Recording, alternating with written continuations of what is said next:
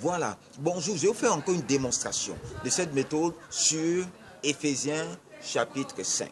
Écoutez bien. Devenez donc des imitateurs de Dieu, comme des enfants bien-aimés, et marchez dans la charité, à l'exemple de Christ qui nous a aimés et qui s'est donné lui-même pour nous, à Dieu comme une offrande, un sacrifice de bonne odeur, que l'impudicité, qu'aucune espèce d'impureté et que la cupidité ne soit pas même nommée parmi vous comme il convient à des saints. Qu'on entend ni propos, ni paroles déshonnêtes, ni propos insensés, ni plaisanteries, choses qui sont contraires à la bienséance, qu'on entende plutôt des actions de grâce, car sachez-le bien, aucun impudique, ni impur, ni idolâtre n'aura de place dans le royaume de Christ et de Dieu. Que personne ne vous séduise par des vains discours, car c'est à cause de ces choses que la colère de Dieu vient sur les fils de la rébellion. N'ayez donc aucune part avec eux. Autrefois vous étiez ténèbres et maintenant vous êtes lumière dans le Seigneur.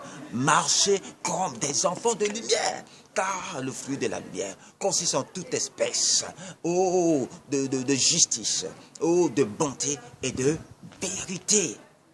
Examinez ce qui est agréable au Seigneur et ne prenez point part aux œuvres infructueuses des ténèbres, mais condamnez-les, car il est honteux de dire ce qu'il faut en secret, mais ce qui est condamné est manifesté par la lumière, car ce qui est manifesté,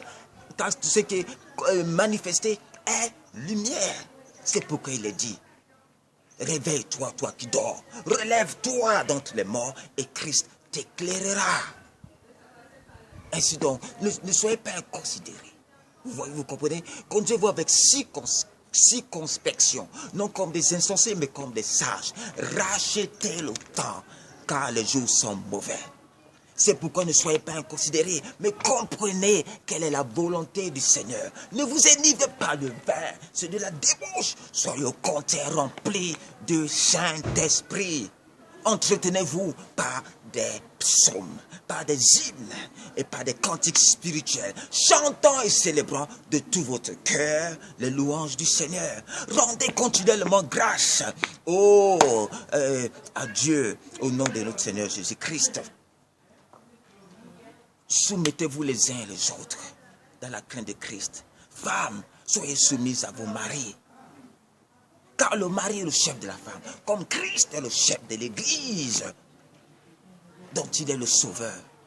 Ainsi de même que l'Église est soumise à Christ, les femmes doivent l'être à leur mari en toutes choses. Marie, aimez vos femmes, comme Christ a aimé l'Église et s'est donné lui-même pour elle, afin de la sanctifier par la parole, afin de l'avoir purifiée par le baptême d'eau, afin de faire paraître devant lui cette Église glorieuse, sans tache ni ride, mais sainte et irrépréhensible.